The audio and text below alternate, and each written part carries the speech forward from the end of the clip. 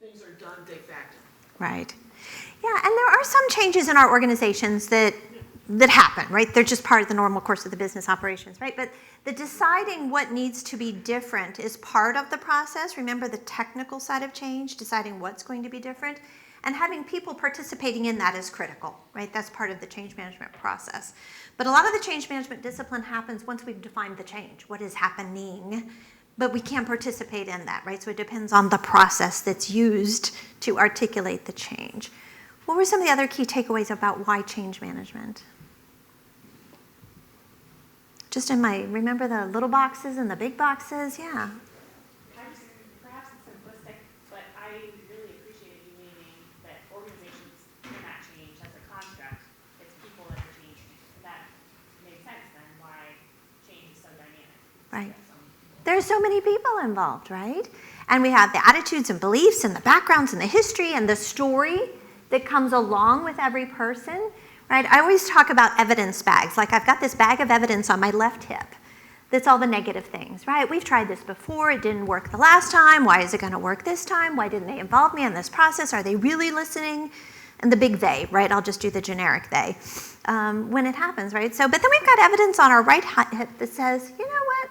This is important, and I'm going to rally behind this, right? So I'm going to start building evidence for why it's important to engage with change. So why change management is because there is no such thing as organizational change. There's only individual change. There's only the collective results of every single one of us going through a change process successfully for the organization to realize the desired benefits and outputs. Right? It's one of those simple things you're kind of like, well, yeah, but it activates differently when you think that way because then you start thinking about the individual change process. So I introduced you to the model, ADKAR. We're going to unpack that and spend some time with it and teach you a little bit about how to activate that in your thinking. And so we'll have some breakout activities. Wesley is with me here today. You saw Wes when he was coming in. He'll help you get handouts, move around, anything that we need from a logistics standpoint.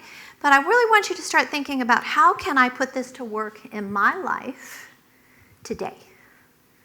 And you can actually take it home with you. Right? You can start thinking about some of these constructs in your personal lives, right? Change happens all around us everywhere. And there's not anything that we're talking about today that can't be applied to us in the context of personal change as well. So why change management is because, number one, the organization has things it needs to do, right? The organization that we come to work for every day has goals and objectives and things that it's trying to do in service to the community and individuals that are served through that work. Whether you're higher education or you're financial services or you're a government entity, truly a government entity, I mean, it doesn't matter what industry. Every single organization is going through change. And right now, 2019, looking forward, this is not slowing down, right? There are a lot of factors in the world that are causing us to have to think differently. The globalization, the digitization, I mean, there are digital transformation initiatives in every single organization around the world trying to figure out what their place in it is as things shift and change. So change management is a discipline that comes alongside, think of that as the partner role to the technical side of the change. And I introduced that language to you this morning, and I'm going to kind of go back and talk about that in more detail, right? So here's the big boxes. Again, remember that's at the organization level. And then underneath of it is all the individuals who have to go, wow, this little clicker is interesting, have to go through their own transitions to get to the future state, right? So my box, remember my box is this upper left C. This is me. So pick your box, right? Where is it that you need to be? Where do you need to be engaged in this process, either in the articulation of the change itself or in the process of getting through that change? So we talked about this, the technical side and the people side. I'm just giving you this as a frame to think about, right? Think of it as a conceptual vessel, right? We're putting this concept of organization change into these two streams, the technical side of the change, what is changing, and the people side of the change, who is changing. And when those two things come alongside each other, that's when we actually, I'll figure it out before we're done, get the results, outcomes, and success. If somebody asks me, what is change management? I draw this picture, right? Because we can have a perfectly designed solution that nobody adopts. And what if nobody adopts it? What's our benefit story? Kind of close to nothing, right? Have y'all ever seen that happen? It doesn't have to be a system. It could be a process. It could be a new way of thinking. It could be a new way of engaging. It could be all kinds of things. But if nobody adopts what we're doing, there are no benefits. So the story of why change management is, number one, it's the right way to treat people, to engage them in the process and help them go through their individual transition process successfully. And it's the way that the organization realizes the desired output and benefits. So the discipline itself is all about how we help people embrace, adopt, and use the things that are being designed, developed, and delivered. So where did all of this come from? Change management as a discipline is very much like project management. Has anybody ever received project management training? Like certified project managers, there's a whole discipline around the technical side of the change. Well, over 20 years ago when ProSci first started, our founder is an engineer.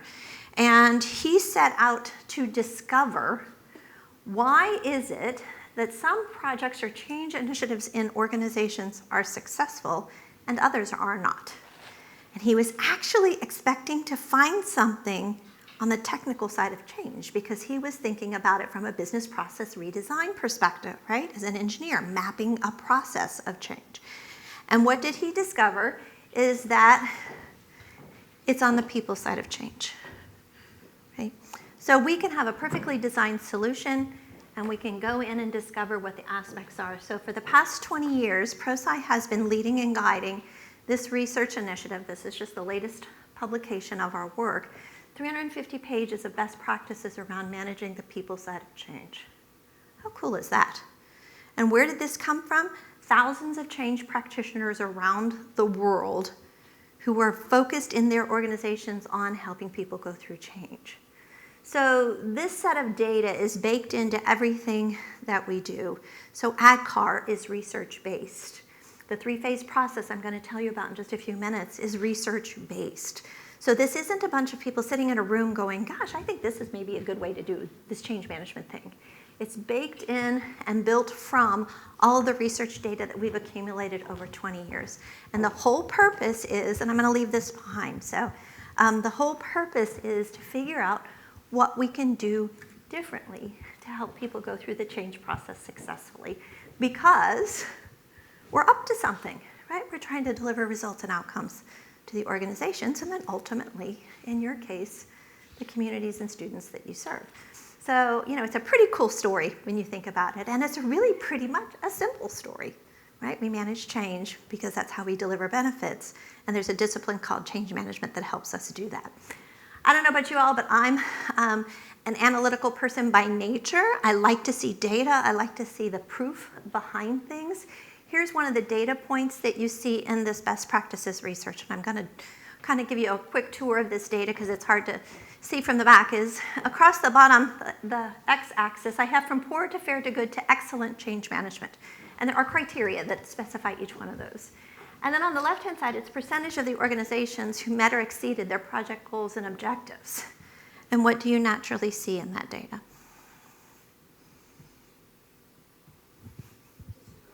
It goes up to the right. And what we call that is it's correlated, right? No, we are not going to get into causation today. I've had this conversation with someone before, right? So the correlation that exists between the better we are at managing the people side of change, the more likely we are to meet or exceed our goals and objectives. We probably all know that instinctively, but the data supports that. It also supports that we're more likely to stay on or below budget and on or ahead of schedule. And that seems a little bit counterintuitive because change management as a discipline is a set of work, right? There's things to do in the context of a particular change. So if I'm adding resources, I'm adding time to do some of this work, isn't going to take longer. And the truth is, we get through this process faster, easier, and better by putting change management at the front end of these work activities. So what is this thing all about? Let's talk about it. I'm going to share with you the top 3 contributions to success from the research. And number 1 is that the number one indicator of project success or failure is active and visible sponsorship. For 20 plus years, higher than number 2 by a factor of 4. Okay. The number one indicator of success for projects and change initiatives is active and visible sponsorship. Yeah, question? Can you tell me what that means? Thank you. Same question. Yeah, great question. Sponsorship is a verb, right? It's doing something, and I'm going to actually share with you what the doing is. And the sponsor is the person, right? So it depends on the level of change in an organization. If you have a strategic initiative that's going to have campus-wide impact and faculty-wide impact and all the different aspects, the sponsor for that change should be someone pretty high up in the organization, right? If you've got a departmental initiative that's going to change something within your department, it probably doesn't make sense to have Dr. Quirk-Bailey as the sponsor for that, right? Because it would be the function lead or the department lead on that. So we don't say it's a level. It's not a level, it's a role, okay? And we're going to talk about what the 3 key behaviors are of an effective sponsor, okay? So I want you to understand, first of all, the importance of sponsorship. Think back to your other work lives, anyone outside in the career marketplace that landed outside of higher ed. Think of a change that went well or didn't go well, and how effective was the sponsorship? It's the first thing that we can go in and point to and go, makes perfect sense now, right? That it did or didn't go well because of the nature of your sponsorship. So that's the number one indicator of success. Number 2 is having people that do this work. Just like anything, change management doesn't just happen, right? We have to have people who have the skills and competencies to bring this thinking to our projects. And one of the things that's happening here at ICC is through the work that Jill is involved with, and a whole team of people is bringing this competency into the organization and having people that will have some responsibilities around managing the people side of change.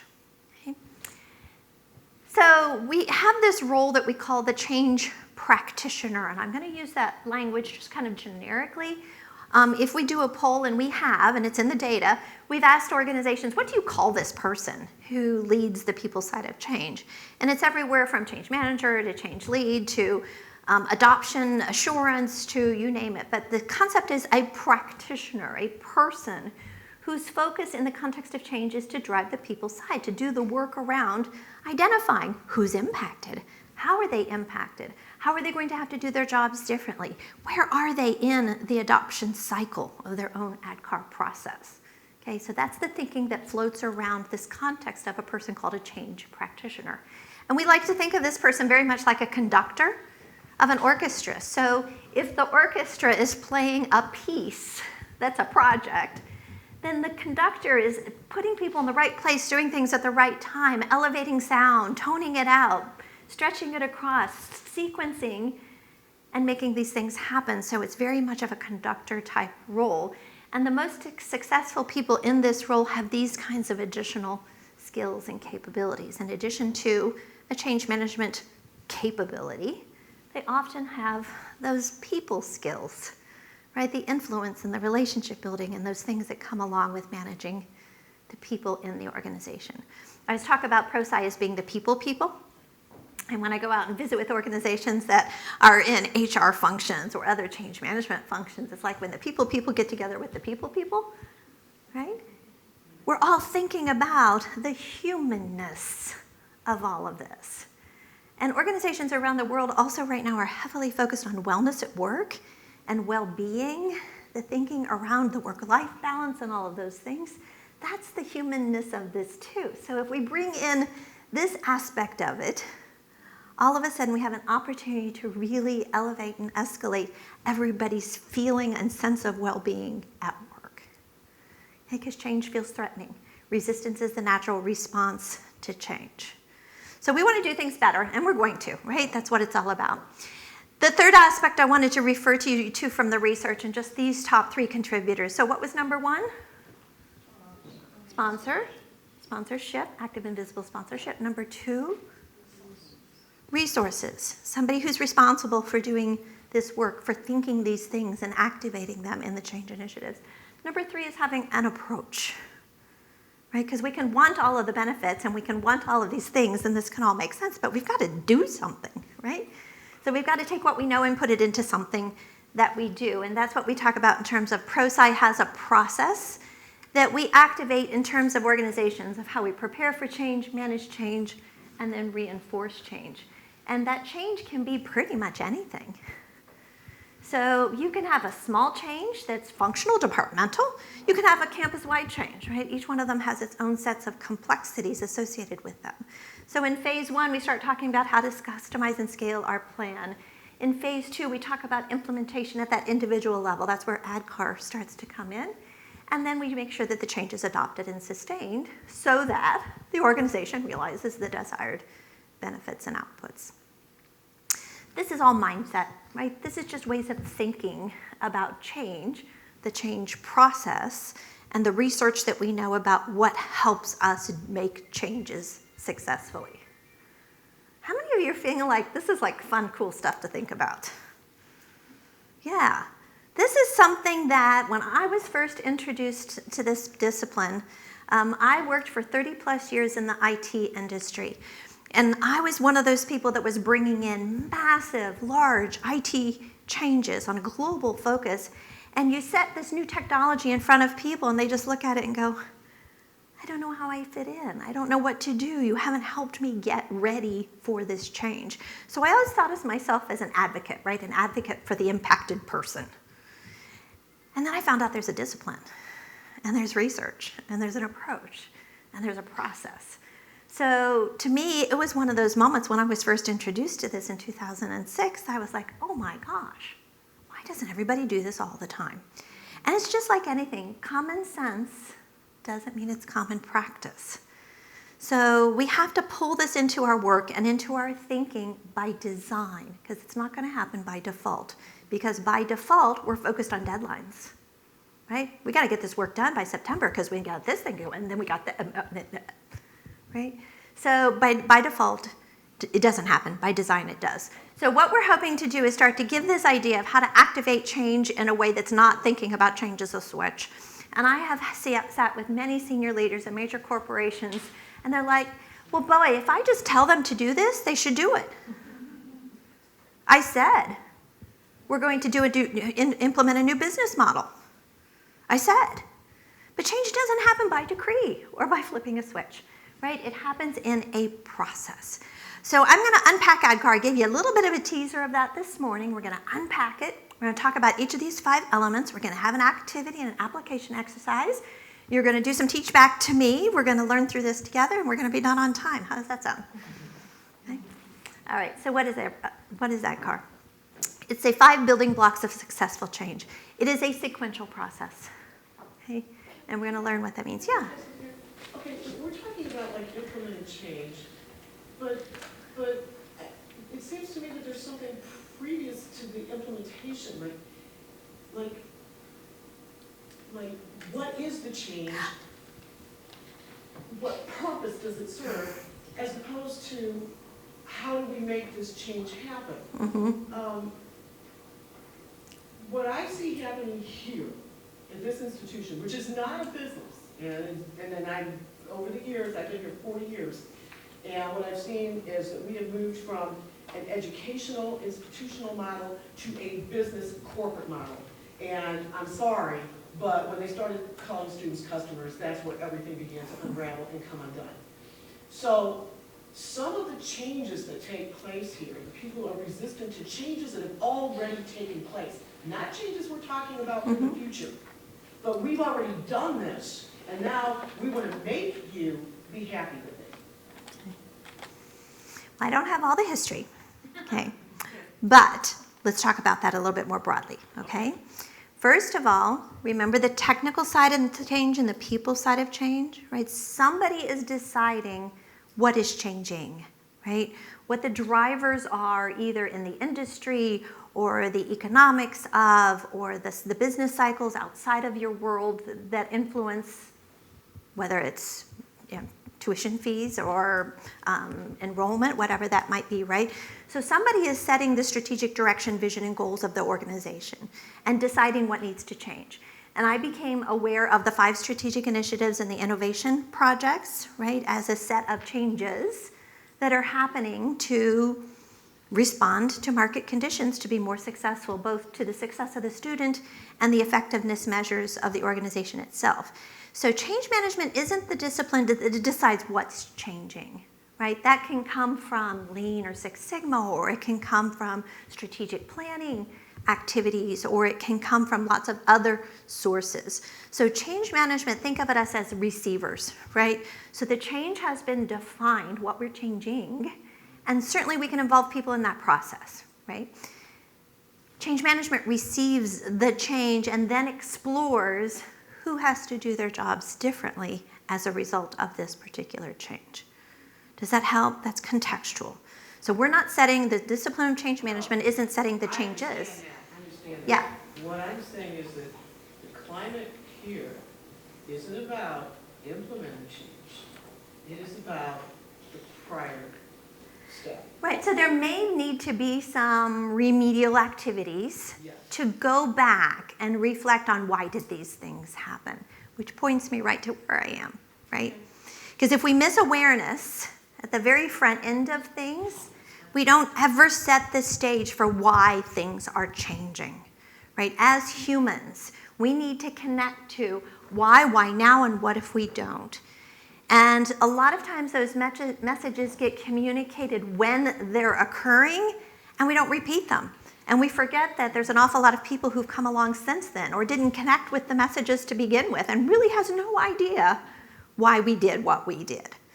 Okay, so in an ADKAR frame, we start with why. And it's not just awareness that the change is happening, but it's awareness of why the change is happening. So maybe you need to go back and say, we really got stuck. We got pushed further than we were ready because we really didn't know why. So maybe it's time to go back and collect those previous things and recommunicate or re-engage, right? And help people go back to the ADKAR process, okay? That's fine. If we have to go back and collect everyone, let's go get them all, and then we can go forward. Because if people are stuck in an ADKAR barrier point from years of not having that information, it's going to be hard to go forward, right? Yep. Okay. So there's awareness. Everybody good with awareness? The next one is desire. D is desire. These are those personal motivators as well as organizational motivators, right? I've got a particular interest in being successful here because this is where I work and I get paid to be here. So there's organizational motivators, but there's also personal motivators. I fit in, I see how it works, I understand. And the what's in it for me. Yeah, I think too, piggybacking on what you just said and then what Terry just said, is I think one difficult aspect that I've had, I can't speak for colleagues, is seeing people who seem to be in support of the institution, and yet they become those little boxes that disappear. Some disappear perhaps on their own volition, like, okay, this isn't where I'm heading, I'll choose a different path. But there is a group who, they're let go for whatever reason, because their position no longer fit or whatever. We don't know why, but these are colleagues. And that's hard. Very difficult. Yeah, it is hard. It's really hard. It's like they're very undervalued. Yeah. Yeah, so think about, I want to have you step away from a little bit of history and think about go forward, but also collect back, right? We might have to go back and collect some of the cleanup from previous to help people go more forward. But D is desire. I get to choose, right? I am here by choice. I do my work by choice. There may be consequences of not choosing, but I do get to choose, right? So awareness, desire, and then knowledge is knowing how, right? Knowing how to do what you're asking me to do differently. And then making the proficiency gap from knowledge to ability, right? We call it the K to A gap, from knowledge to ability. I talked about my golf example, right? I can have the golf lessons all day long. That does not mean I am able to play golf. And history proves that out. Barriers, what are the barriers to getting ability, right? Do I have time to learn? Are people giving me time to learn? You've got, how much time, work on your plate, and I need to do something new, better, different. Do I have time to learn? So the barriers can be time, they can be skills, they can be capability, they can be mindset, but we need to think about what the barriers are and to correct them. And then finally, reinforcement, measurements, mechanisms, and sustainment. How do we reinforce the changed behavior? So that's what ADKAR is all about. So how do we use it? We use it as a way to diagnose where people are in the process, right? So think about a personal change right now, a personal change, not a work change, something at home, a parent, a child, a colleague outside of work. And think of a change, your change, that you're trying to make personally or you're trying to see someone else make. And go through and ask these questions. At awareness, I fully understand the reasons for this change. From 1 to 5, I fully understand the reasons for this change. Okay? If somebody can't answer that question, they don't have the right level of awareness. What about desire? I've chosen to participate in the change. I've chosen to participate. Knowledge is, I have the knowledge. Ability is, I have the ability. And reinforcement is, there's mechanisms. So think of this as a bar chart, right? And when I was first building a change management practice with a group of team, I was building a change management team, I did an ADKAR assessment on my team, and then I did an ADKAR assessment on each person of my team. And I came up with something like this. Awareness, yeah, they totally were supportive of building a change management practice in that IT firm I was talking about. Desire, I gave them a 4. They applied to be on this team. They did some pre-work to be selected to be part of this team. We went through and did the training. I gave them the full training on all of this. And then I got to ability, and I'm like, oh my gosh, all the classroom teaching all day long is not going to give people the ability. They've got to build this into their capability set, their proficiencies. And then reinforcement, of course, going out and working on a project successfully and working with our clients. So the first ADKAR element that scores neutral or below is called your barrier point. So if people are unable to transition through that barrier point, it doesn't matter what we do afterwards. So if you get an email on Monday for training on Tuesday for something that's going to happen on Wednesday, how able are you to be ready to go sit through training and learn what you need to do? You don't even know why this is happening, and you haven't chosen to be here. And next thing you know, you're walking out going, my head is spinning. I have no idea what's going on, right? That pretty much sums it up. So building this thinking into our work means we're more intentionally thinking about the individual transition process. Work with lots of organizations who have made ADKAR, the language of ADKAR, part of the language of the organization. It's perfectly acceptable for me to go in and say to my supervisor, I have a desire barrier point on this particular change. Okay? That's pretty overt, right? How cool is that? And my boss can say, okay, let's figure out why. Okay, what's going on here? But that's not usually what happens, right? People just do their thing and aren't able to articulate they have a barrier point or even to know the concept of the individual change process. So by pulling this into our thinking and our work, major change shifts can occur in the way people think about their own responsibility during change and the organization's responsibility to help them get through change. So I want you to start thinking about this here, what some of the blocks might look like if lack of awareness, there's a lot of resistance to change, and a lot of times it's because people have no idea why we're doing what we're doing, right? They're just being told do it, right? This is what's so. So all of these give examples of some of the building blocks that are missing. So I want to give you a chance to try this out, okay? So when you came in, Wesley handed out a handout for you. It's this big placemat. You can pull up your desk chair if you want to do that, but here's what I want you to do is I want you to think about Andy, Becky, Charlie, Debbie, and Ernie, and their stories are over there on the left-hand side. Read each of the profiles, and just through the narrative, they're not going to say to you, I have a desire barrier point. Just through the narrative, figure out their barrier point, and I guarantee you can do it. Talk to the person next to you if you've got someone there, see if you've got the same barrier points, and then we're going to talk about actions to engage each of those team members. So let's take some time and let's go through and talk about Andy, Becky, Charlie, Debbie, and Ernie. All right, let's go ahead and talk them out. Does anybody have any idea what Andy's barrier point is?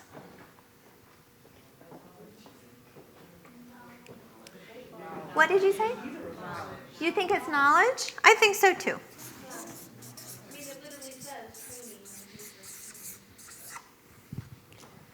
And you said knowledge because of the training aspects, right? We were kind of stuck in the sense that it almost seemed like maybe he was in the ability area. Like he had, but we felt like he was kind of embodying the K to A gap. He's embodying the K. Great. Listen to that. So we don't have to be so narrow-minded here. You can easily have two barrier points. It's possible, and in the narrative, you just kind of have to pick up the context clues, right? And we try to give them to you to help from the learning perspective because we want you to think about that. So can somebody volunteer to be Andy's coach, his mentor, to get him through that barrier point? Who would like to be his coach? And you get an ADKAR book if you volunteer. And Wesley's going to bring you the mic. There you go. Andy's coach. So Andy's got a knowledge barrier point. What are you going to do for Andy as his manager or supervisor? I'm going to give him the extra training he needs. Okay, so focus on the training aspects. Find out what his questions are. He said, Yeah. More questions now than I did before. So what questions does he have?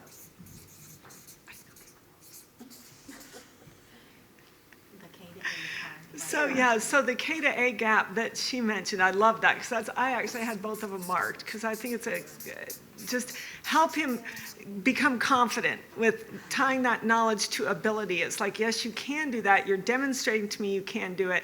Repetition is the key here. Right. We're not good at things usually the first time we try them, right? And changes in our organizations are no different. So if you're being asked to do something differently than you've ever done before, you might be all in. I know why. I'm choosing, but I'm just really not good at this, right? So we have to leave room in the process of people adopting change to go from knowledge to ability, okay, and do that. Thank you.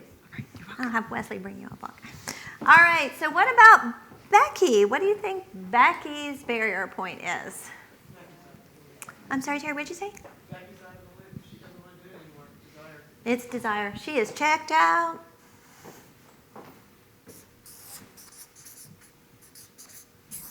She made that choice, right? Just like we all do, right? It's a choice that we make to lean in. Terry, do you want to coach her? Oh, I think Becky wants out. What if you don't want Becky out? Let's assume that that's not the best strategy for her. Then I have to convince Becky why it's worth her while to do this.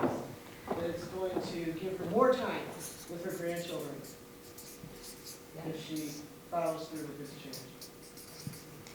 Yeah, because what Becky needs to do is translate the big why, the organizational why, into the what's in it for me, right? What's my gain in this? Because there's a really good chance, and this happens in organizations all of the time, is people who have a choice, right? Late in career, other options, just not sure. It sounds like a good exit path, right? When what's walking out the door is knowledge and expertise and influence and all of the things that, because they get stuck in that desire barrier point, we've got to take active steps to help them get through that. So that was a great one. Thanks. What else can we do to feed desire? I think some of it is communicating the things that you just did, right? Like helping Becky recognize why she is a worthwhile member of the team and reinforcing our, care for her as a person. Because that's something that Dr. Herb Bailey touched on today as it relates to just like recognizing that people have feelings about change and then from there, exactly offering that care for her and talking to her about why you want to retain her as an employee because she has all these valuable skill sets and things of that nature, and that being here is a part of change, is a part of being here and all that. So. Right, and how much she might have to add. Right. Okay, there's also the possibility that it's time for Becky to go. Right? That she's just not bought into the vision, the direction, the strategy, and she could potentially be a detriment to the change. Those are those touchy things, right? Those are the places where we use our coaching skills and our human resources, right? To pull into those conversations. Because some of those times, sometimes they're not fun conversations, they're difficult ones.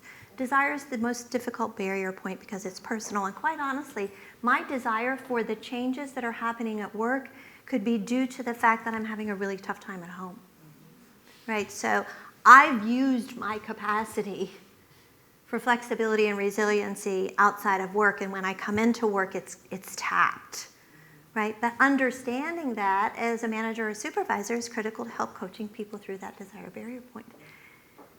Because if we don't get there, the change isn't going to activate for that person. Yeah. But maybe as her new manager, because it sounds like she had a pretty good relationship with the manager, got retired. Mm-hmm. And it sounds like she wants to spend a lot of time with her grandkids. Maybe she could work 4 days a week instead of 5 days a week. Maybe there are So other that options. would- yeah, and maybe that would give her the better balance Mm-hmm. to have a little more incentive to want to stay. Yeah, I worked on a project with an organization that was doing a major office move, right? And not just a consolidation of physical space or reorientation of physical space, but a move. And the move was to another part of town. And one of the women who was part of the team that I was working with was helping design the change. She was on the technical side of the change, right? And helping articulate because she had so much influence in the organization. And fast story, closer and closer to the change, she started backing up. And I was like, you know what? There's something going on here. So I grabbed her. We said, let's go have lunch. What's going on? I've noticed you've been so energetic about this and so positive for the value and the benefit of the space that was going to be. She said, you know what I figured out is my commute time's going up 20 minutes and I can't pick up my kids. And I think I need to look for other options for work. And I said, okay, it's time to think about true other options. Can we sequence your day differently? Can we do things? And we started solving for that, right? We were solving for that, not and she would have been gone, right? Without that articulation of the concerns. I worked with her. I mean, There's, Yeah, yeah. so, Yeah, there's a lot of stories. Are y'all starting to think of stories now?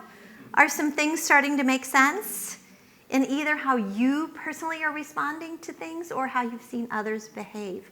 Because you're starting to be able to see their ADKAR barrier point. Let's talk about Charlie. Where's Charlie's barrier point?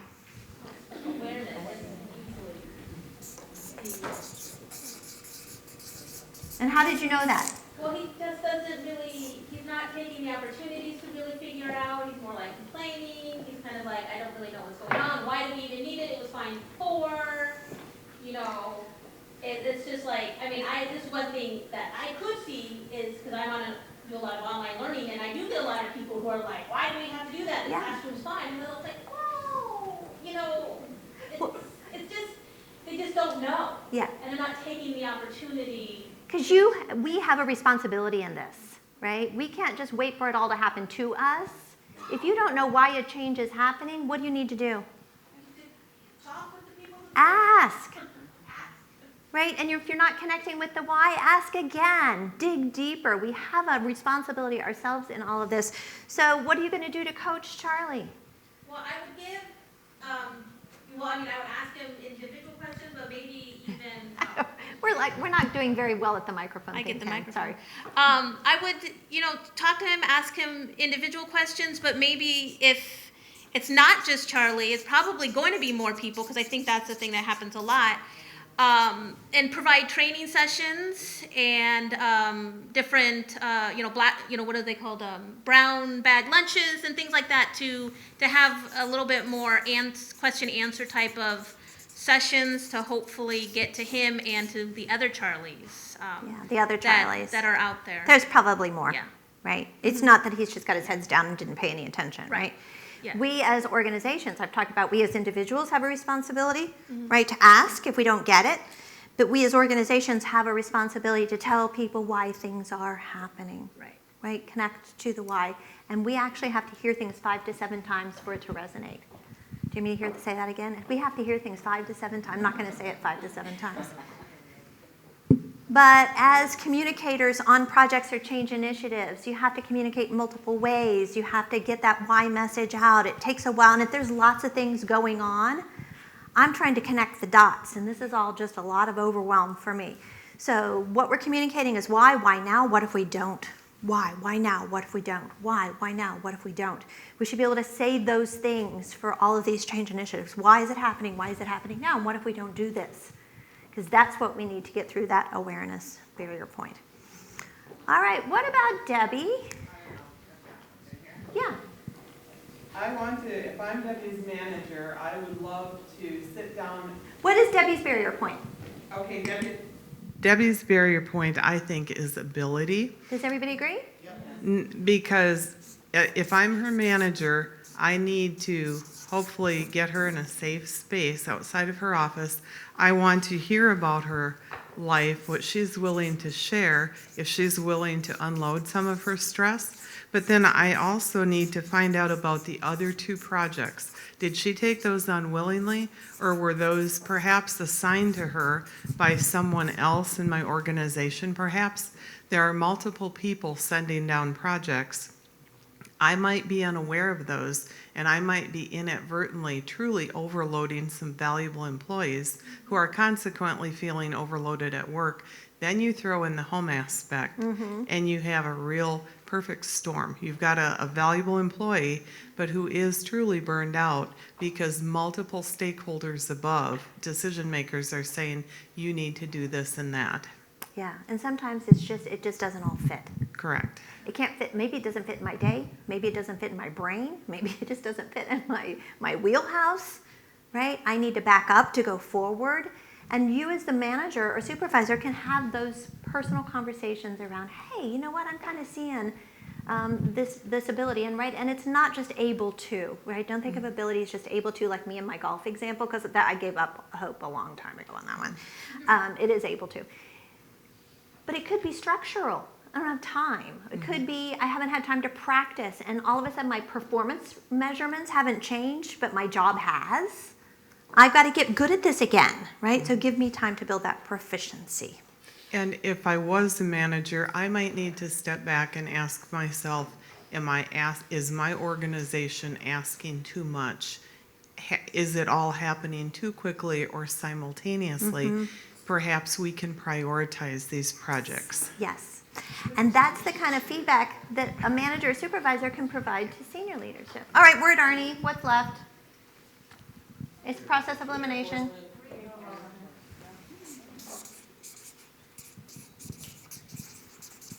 Ernie has a reinforcement barrier point. Who would like to coach Ernie?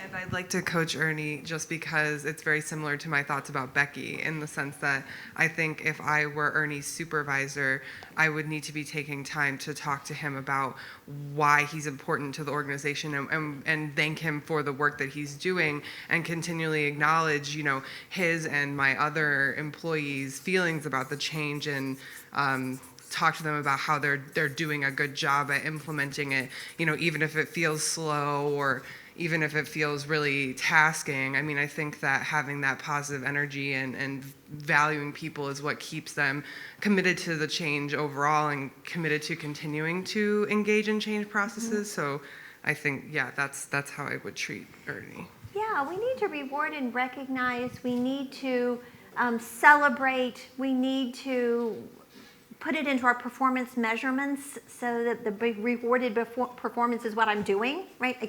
I do what I'm paid to do. Okay?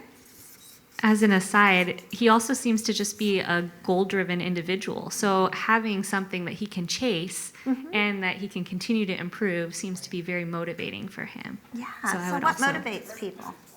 Right, continuing to offer Ernie opportunities to, whether that looks like, promotions or just, giving him more work that is correlated with his strengths. I think that could be helpful. Yeah. Yeah, just some recognition. When we joined ProSci, one of the things they ask us, because remember we're the change management people, they ask us, do we like to be celebrated for our accomplishments privately or publicly? I'm a private person. The last thing I want to do is get paraded up in a group of people, believe it or not, to get rewarded for something or recognized for something. A call from my boss that says, you rocked it on that particular project, that's my motivation. So thinking about what is it that reinforces the change for that particular person, and these are the things that the people managers, the managers and supervisors know. So one of the things that's going to happen is we're going to be working with the organization here to pull some more of these skills and capabilities in, and one of them is a manager's program, people who have people who report to them. None of these people stood up and said, I have a desire barrier point, right? You observed them in the context of a really simple example to figure out what their barrier point is.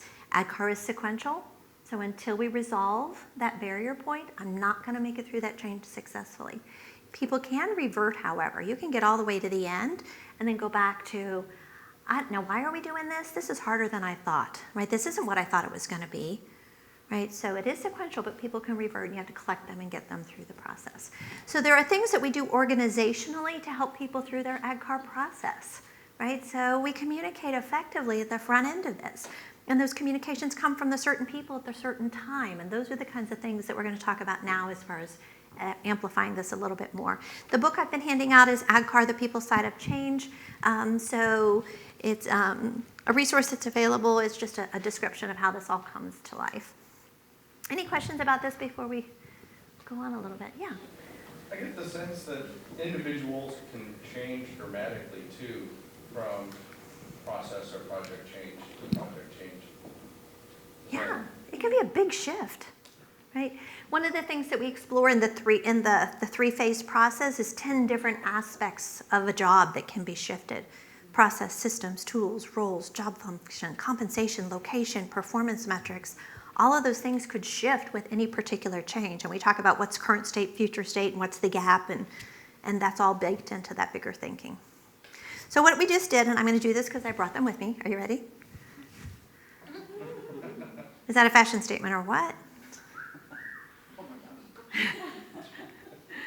So what we're doing metaphorically is this, right? You're putting on your ADKAR glasses. Take this home with you tonight and observe something in the native wild, your world, of somebody that's trying to do something. You're trying to coach them through a change and figure out what their ADKAR barrier point is, and then engage them at their barrier point.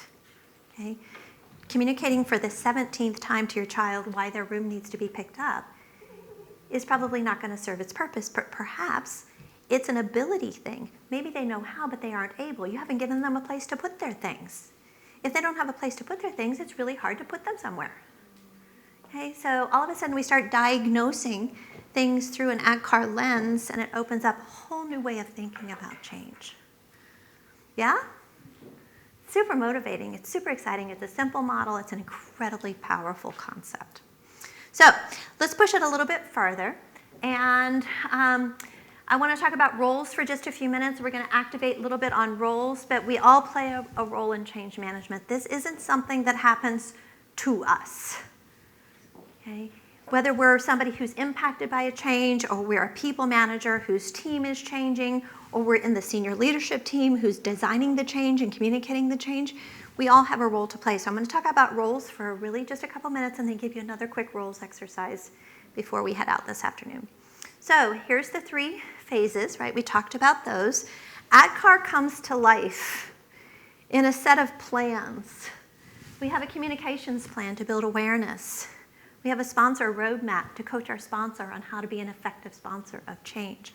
We have training plans to articulate the knowledge to ability component of the change. We have reinforcement plans and resistance management plans to address all of those ADKAR elements. So every single one of those is to design a change and a process that's adopted and sustained. Because without adoption,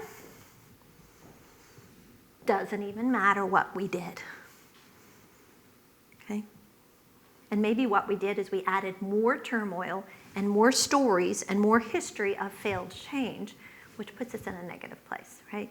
So we're going to pick ourselves up, we're going to activate a new capability around this process, and we're going to put people in the right places doing the right things. And that includes our senior leaders, our change practitioners, that role I talked about before, project teams, the people articulating the nature of the change, the people managers, and our frontline employees. So I'm going to click through these pretty quickly, but there's some content on your handouts that you're going to get a chance to apply, and I just want you to hear this, okay? So just follow along with me for just a minute about some key ideas around the ABCs of sponsorship, for example, right? You shook your head when you're like, yes, what are those 3 things, right? So let's talk about that. What do senior leaders do? It's not about signing the check and charter. A senior leader of a change needs to be active and visibly participating throughout the project. That does not mean kickoff and pizza party. Right? It means, if those are the key milestones, right? It means that they're actively participating in the nature of the change, the introduction of the change, they're communicating throughout that, they're helping to build a coalition of support with their peers for this change, because it's very few organizations that have a directorial, you will, from the top, and everybody goes, okay. Usually we have to build a coalition of support through all of the different impacted groups and areas of the organization. So it's the sponsor's role to help build that coalition of support and to find out what other priorities are and what other conflicts are, and is there room in the agenda for this particular change. And then finally, they have a direct role in communicating with employees directly, because you can use employees, associates, whatever word, but the important thing is that we, as members of organizations, have what we call preferred senders. There are certain messages I want to hear from the senior leaders of the organization. What are those messages? What do you want to hear from the senior leaders of the organization? Vision. Desired outcome. Big picture. Goals and objectives. The big stuff, right? Are you guiding the ship in the right direction? I want to hear from you how this aligns with our purpose, our mission, our vision. And so what we need to be able to do, and this is all about the top levels of the organization from our data in the research, we want to hear what we call those, and I'm going to use the word business, just think of that as generically organizational messages. We want those big messages from the top of the organization. That's my preferred sender for those types of communications. Notice, they don't want to hear from the change management person. They don't want to hear from the project team leader. They don't want to hear from HR. They don't even want to hear from their manager and supervisor. They want to hear those big directing vision type messages from the senior leaders of the organization. So if they're not communicating that, it's really hard to attach to why we're doing this in the big picture. Right? Does that make sense? So sponsorship, active and visible. What was the B? Building coalitions. Does the coalition concept resonate with you, right? Building support for the change across, right? If it's a campus-wide shift, we have a lot of people to build in our coalition. If it's a departmental thing, we're going to build more functionally, right, inside of a department. And then finally, communicating, okay, because you're a preferred sender. Senior leaders are preferred senders of messages. Data tells us we know this, right? We know this instinctively. We don't want to hear from project team members. We don't want to hear from change management people. We want to hear from the senior leaders. So if I stand up in front of a group as a change practitioner and say, this project is really important because it aligns with our strategic goals and initiatives, you're going to go, who are you and why are you telling me this? Okay. That's a preferred sender concept. All right, let's talk about those change practitioners. I mentioned them earlier, right? So there is a role called a change practitioner, somebody who activates that change management process, right? Their job is to come alongside the technical side of change and prepare for the change and figure out who's impacted and how they're impacted and how big of a shift it is and where they are in their ADKAR process, and build some strategies and plans for how to get people through the ADKAR process so that the organization realizes the desired benefits and outcomes. Okay, so that's that concept of a practitioner. And ProSci has a 3-day program that we take people from phase 1, phase 2, phase 3 through this process. So at the end, they understand how to take a change, put it through that 3-phase process, and get the benefits out the other side. So that's the practitioner role. That's something that's going to get more matured here at ICC. There's going to be, I think, about 18 people going through a practitioner training program in early 2020 as you start thinking about building this capability across the campus. What about project teams? You heard from some of the project teams this morning related to those innovation initiatives, yes? Those are the people that are figuring out what's changing, right? They're on the design, develop, deliver side. They're focused on what's going to be different. What does the engagement model look like? What does the process look like? What does this tool do?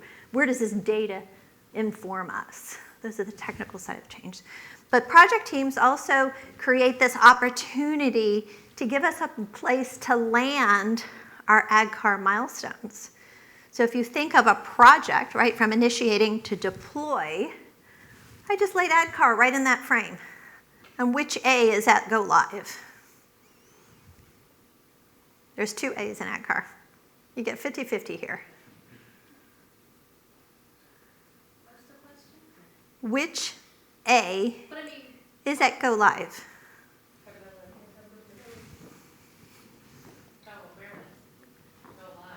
Go Live. Let's go back to ability. Why would it be ability?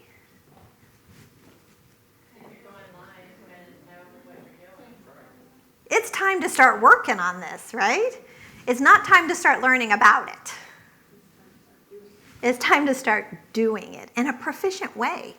So in a project schedule, we should build awareness early in the initiative of why this thing is happening. Because there's probably 150 different rumors about why this thing is happening. So let's get in front of it and have the message about why it's happening, build awareness, get people through the desire process, get them the skills that they need. So we've got ability at Go Live. So we can actually take ADKAR and place it into a set of project milestones so that we are ready for the change when it's time for the change to happen. Remember, I used the words this morning, speed to value. If we're just building awareness when it's time to get really good at this, we're going to have a longer path to get the value of the change, right? So we pull that in, we activate at that moment. Again, this is planful. This happens by design, not by default. Okay, so project teams, when they think about ADKAR milestones, they can help us frame the constructs of a project schedule around awareness and desire, right? We can have an AD survey that says, are people aware of the change and have chosen to participate? Are they ready for a training? Is it time to get people trained up? Are we ready to go live, right? And if you find out you've got a gap, push pause. Because if you push the project faster than people are ready to consume it, then we're going to have to go back and recover from it because it's not going to go the way you wanted. Any good example? Yeah, everybody, yeah, I'm seeing heads shake here. That's called, I've seen that happen before. Right, so now you can understand why. What are some of the whys behind all of this? So ability at Go Live is an interesting construct for the project teams. People managers, I had you engage as people managers how to coach Andy, Becky, Charlie, Debbie, and Ernie. Has anybody figured out why their names are Andy, Becky, Charlie, Debbie, Ernie? A, B, C, D, E. I know. I didn't do it. I just deliver it. We've got a whole set of names associated with every letter of the alphabet, right? Just again, to give sample people across this process. So people managers have to support people through that change process. We saw the ABCs at the top. You see another acronym here that says Clark. The people managers need to communicate. When those cascaded messages come from the preferred sender at the top, they have to translate that message into something that makes sense to the people that they manage, right? That translation, communicating. A liaison back to the project team to help them understand how people are receiving this change. Maybe it's time, we need to slow things down or speed things up. We're ready, we're not ready. They need to advocate for the change, because if I go in and sit down with you as my manager and supervisor and say, you know, I've got some real concerns about this. I really don't understand what we're doing. I don't understand why we're doing this. This doesn't make any sense to me. I think it's too fast or it's too much. And you look back at me and go, I know. I have the same concerns. Right? That can't happen, right? So we've got to let managers get through their own ADKAR process so that they can coach others through their ADKAR process. So you have to advocate for the change. You have to manage resistance. Remember my friend Sarah, who was going to find another job because of the commute, right? She had a resistance to that, and so we unpacked it and figured it out and solved it, right? And then also that reinforcement aspect of it. So they coach their people. So communicate, be a liaison back to the project team, advocate for the change, manage resistance, and coach employees. There's a lot of organizations that we work with that have built this model into their management training programs, because quite honestly, a lot of this is just being a good manager, being a good people manager. So to build this thinking into the way that we help people grow through the organization to higher levels of engagement, people management. And finally, our frontline employees, they need to be in there too. So why managers are so important? Remember I said something about the executives and senior leaders being preferred senders? What about our people managers? Are they preferred senders? What do you want to hear from your direct manager? What kind of messages? Personal, right? The personal communication? Yeah, and what would be an example of a personal message? Like about your individual performance? My individual performance. Or how the change might affect me. How might affect you, right? We've sorted through, let's sort through how this might affect you so we can get to you. And that they already have an understanding of the project, so Mm-hmm. so that we're not getting mixed messages. Yeah, those communications are just really clear, right? And if we don't do a good job of that, things get really messy, don't they? They get messy, right? So we're just adding some discipline to all that. And absolutely right. I am a preferred sender of those personal messages. And I don't mean personal, but I mean like my work-related personal messages. What's my priorities? How does this impact my work? What do I need to do differently? Those kinds of things needs to come from my manager or a supervisor. So we need to activate our people managers to be able to communicate those kinds of messages to their employees, which means we're purposefully building cascades of communication and engagement, and all of that is the discipline of change management. That's what we do to make this stuff happen. And it's all in service of ADKAR, because underneath of it, I've got individuals trying to just go through their change process successfully. So again, I don't want to hear from the project team. I don't want to hear from the change manager. I don't want to hear from HR. I want to hear from my manager or supervisor. So then the individual employees, right? There's the Clark role: communication liaison, advocate, resistance manager, and coach. I'm going through a lot of content. If you go to prosci.com, prosci.com, it's a concatenation of professional science, if you need to remember that. prosci.com. We are a knowledge transfer company. There are so many articles and thought leadership things and blog posts and webinars that you can listen to and kind of consume this content, but Clark is one of those things you can explore. Frontline employees need to be activating on the change. These are the research-based top 5 reasons for change. For resistance to change. Top 5 reasons. Take a look at those. Any surprises?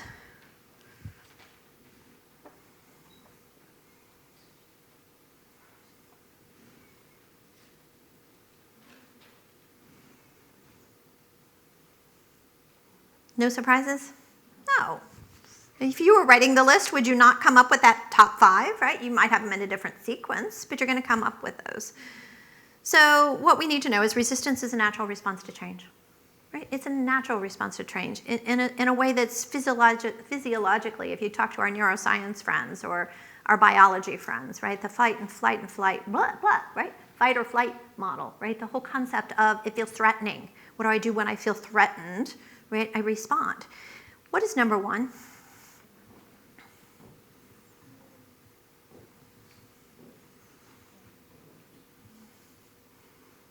Where does that fall on the ADKAR scale? Awareness and a little bit of desire, because it talks about what's in it for me. So if we could just solve for one, let's not solve for all of them, right? If we can get good at how we communicate, and we're not just telling people 5 to 7 times the same thing over and over, right? Oh my gosh, push send again, it's number 2. Okay, push it again, there's number 3. That's not what we're talking about, right?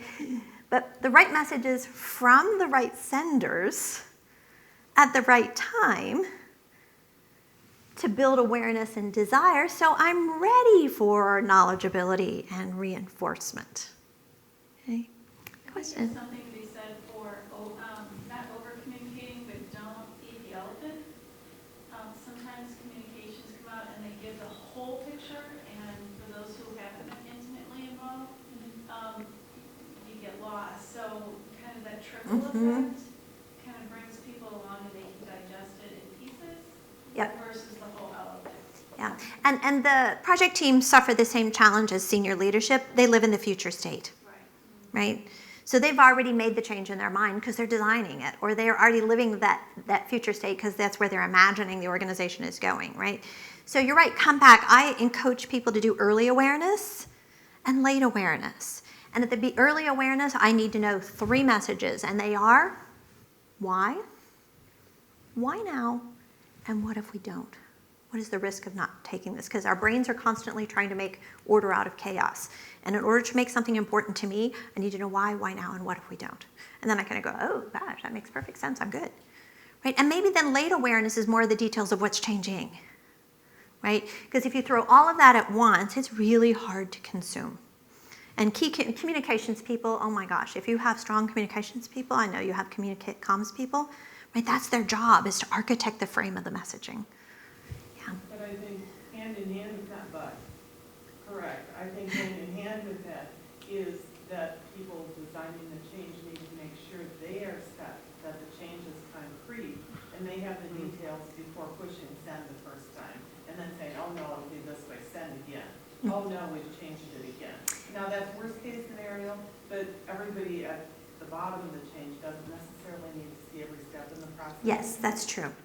And that's the architecting of this. So there's art and science to every discipline, right? That's kind of the art of all of this. Because there's some changes that are big enough and heavy enough that I'm going to get way in front of them, right? Because the rumor mill is going to already turn this one so many ways till Sunday that are not accurate, right? Everybody's going to have a story and it's not the right one. So if I need to get in front of it, that might make sense. But I don't know the details of the change. Well, that's okay. You still know why we're activating a change. You've got the why.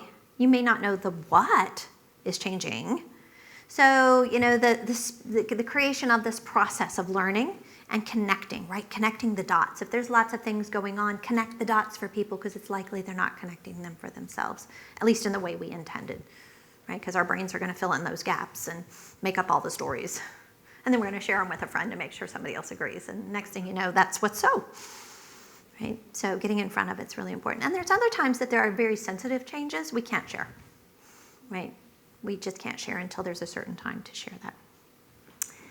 So that's the top reasons for employee resistance to change. And employee resistance, if we can get in front of the why now, and what if we don't, build that awareness and connect to what's in it for me, that removes so much of the resistance that you're going to encounter later on. And that's just because that's how we're going to start doing these things. I work with organizations that have a message frame and a message process that this has become a machine, right? The change is coming, what's the why, what's in it for me, they articulate that, they have the communication strategy, they have the audiences defined, and then we execute on a plan for the communications. And it's all to help everybody go through ADKAR. So what you see here is basically ADKAR on a page. When somebody has reached the awareness point, they can say, I understand why. Desire, I have decided to. Knowledge, I know how. Ability, I am able. And reinforcement, I will continue to. And this is on the back of your placemats or your handouts, right, is the triggers or the tricks that we have in our bag to help people go through the ADKAR process. So we like to call that ADKAR on a page. So I'm going to give you a chance to exercise this a little bit more and talk about each of these roles. So those are the 5 different roles we're going to articulate, the roles that everyone, so senior leaders and helping the ABCs at the senior level of the organization, the change practitioners, our project teams, and our people managers. So with your little kind of ad hoc groups, which I was noticing, you had kind of these little ad hoc groupings, see if you can't take just a couple of minutes and talk about a specific change that's happening here at ICC. Because there's just not a couple, are there? There's a lot. There's a lot going on. Select a real change for each ADKAR element. Identify, you can either decide whether this is an individual ADKAR assessment, where I am in this change, or where a team is in this change. Identify who needs to be involved to support that and have a quick discussion. So we'll take about 10 minutes or so. So you've got here on the back of your sheet, you've got ADKAR, you can circle a 1, 2, 3, 4, or 5. If you think it's really, really low, it's a 1, and if it's really, really high, it's a 5. Remember my bar chart? Then some actions you could take to build each of the ADKAR elements, and then who might be involved in doing that work. So just practice this for a couple of minutes. I want you to activate from intellectual to application just to kind of help cement some of this thinking. So take a couple minutes and run through that for a real change, something that's really happening. We'll take about 10 minutes and then we'll finish up. All right, you may not have had a chance to make it all the way through, but you can see the process, right? Can you start to feel some empowerment from this? Yeah, I mean, but truly, the underlying model is so accessible, right? Awareness, desire, knowledge, ability, and reinforcement. When we discover where people are and where they're stuck in the process, we activate against that, right? We put the right mechanisms in place to address where Andy, Becky, Charlie, Debbie, and Ernie are. And we can think more holistically from the organization's perspective. So, you put your ADKAR glasses on, right? You did it, right? Aren't they kind of fun, though? I can see through them. You can't see me, but I can see you. But there's some interesting things that happen in that. Things that look complex aren't so complex, right? People are just trying to find their way from their own individual little current state box through transition to arrive at that future state box where I know I can be successful, I've been prepared and equipped and supported in that process. I'm reinforced to stay there, and the change succeeds, right? And then we go on to the next thing. So there's a lot of churn that happens in organizations because we haven't been thoughtful about this, and not because we didn't want to, but perhaps we just didn't have the mechanisms or the means, and that's why building in some of this thinking, it's both a mindset and a tool set of how we think about change at the individual level, how we activate against that. What were some of your aha moments or insights from going through this conversation? I wish you could have heard yourselves up here, because you could have come up here and delivered this program because of the way you were talking about it. What were some of your aha moments or insights from this exercise? And then we'll wrap up. Yeah. One of ours was that on one particular change, on one particular change in health careers, we realized that our dean was not really given much more information than we were. So she was left in the dark, and that made all of us feel less likely to adapt or adopt the new change, because we were like, she doesn't even understand why we're doing this. And then we're doing this, and we didn't understand the old way we were doing it, and then now it's being changed again. And so those kind of things are really like disheartening.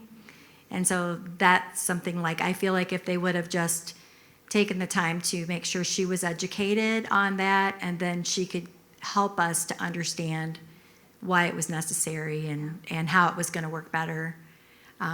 So whether it works better or not, I don't know, but we're all left really feeling like unsettled. And now you know why. Right. Because managers are employees first, right? They have to go through their own ADKAR process. It may be that she wasn't super excited about the change, or didn't know what's in it for me, or how do I advocate for this change when I'm not an advocate, or I don't even know what's happening, right? What's going on? I might be a perfectly fine advocate. But if the coalition had been built first, then that cascade happens more naturally, right? So all of a sudden you can start diagnosing things, and you're like, now I see why that happened the way it is. And you can do it differently, right? The cool thing is we can do it differently. In the future, we have new options for the way that we engage. Other aha moments or insights, things that you took away and said, I can put that into practice right away. I'm going to use this in a coaching model. I'm going to use this in my personal life. Any other aha moments or insights? We have Wesley up there. So I don't know if this was much of an aha moment, but the picture diagram that we've already talked about several times with the big boxes versus the boxes inside the boxes of what happened to those people. Like you see the empty boxes at the end, and it's heartbreaking. It's like, why did that happen? Let's go. Can we go back and bring them along, because we've been there? Can we go back and get them? And how do we do that? Yeah. So, but anyway. You can. I mean, and I've gone into, I have one client that pulled me into a change that it was the third time they were trying to make this specific change. And of course, the first two failed miserably for a number of reasons, right? You can diagnose them. But we had to go back and reactivate again. And we had to be very open and authentic about what we were doing differently, right? Because there's a trust factor. That is good. Right. Which is the next point, which it's hard to get people not to do, but especially with people that already have the buy-in. I'm going to use that word. I don't know if that works here. Yeah. But when we get the buy-in, resist the human nature to complain about just, it's so contagious and not helpful in this situation. It is hard. That's really hard. And that's a cultural thing too. It is. That welcomes or not welcomes that, right? But if you can flip complaining into problem solving, that's right? You must have a concern. Share with me your concern. Let's problem solve. Let's solve that. I like that. Right? That's good. Instead of just letting it float in the air. Yeah. What can we do to, short-term, long-term something so that it becomes constructive rather than destructive. Right, because the person has a concern. Right. Right. There's something boiling, bubbling, maybe not boiling yet, but bubbling, that they have concern about. Maybe they don't like what's happening, right? So if I complain long enough and loud enough, then they'll do something different. That's a choice, right? But if I feel like that's not, maybe it's just because I didn't get asked, or maybe it's because I don't know how. But when you diagnose it through this lens, then you've got a completely different set of activators and conversations to have that are forward-thinking conversations. And yes, it's absolutely possible you have to go back and go, you know what? We really haven't been very good about this. But this is our intent in the forward-thinking mode, right? We're going to build in the skill and capability. We're going to train people to think about this. And we're going to have different conversations here. And the conversations are going to be around, if you don't understand why, you ask why. And if you don't understand how it's going to impact you, then ask those questions. If you don't know why we did what we did, let us share with you why we did what we did. Because I'll bet the answers are out there. They're just not circulated in the way that people can consume them. So yeah, so you have to be open and authentic and recognize that's where you are in the process. The cool thing is we can do things differently, right? The future doesn't have to look like the past. One more, any other ahas or insights? I'm not going to force it, but if anybody has a share, it's always useful for other people to hear. Yeah. I think we have the ability to take people quicker. I think we have the ability to take people quicker to the knowledge and the ability, because that's what we do in the training, to take to the ability, where we lack the side of the person on the desire and the awareness. Because the knowledge and the ability part is more natural for many of us that are educators. So I think that's the easier steps, honestly, in this whole process. The reinforcement is just that understanding to mechanisms. close the loop Yeah. and keep going around. But I really think it does come back to that personal, that desire and that awareness. Awareness, the desire. personal side of getting everybody along that ability. Yeah.